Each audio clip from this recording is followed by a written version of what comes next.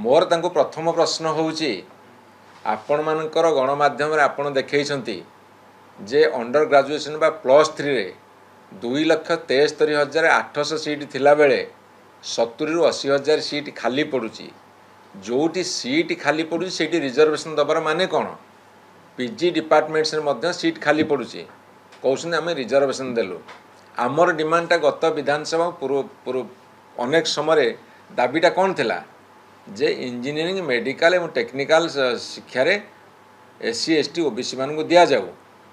SC ST को 20 भाग दौच ताकू 38.75% करा जाऊ।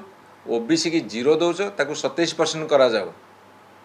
ये कौन कल कैबिनेट बसई कि कहला आम रिजर्वेशन देलु से माने छाती हाथ रखी कहतु तो आज कहते आम टेक्निकल सब्जेक्ट दबु तुम तो कैबिनेट सरीगला देलनी गोटे शिक्षा वर्ष चलीगला है यही जो शिक्षा वर्ष बर्तमान एडमिशन होगा जाऊँगी से तुम्हें देलनी आ केबे दब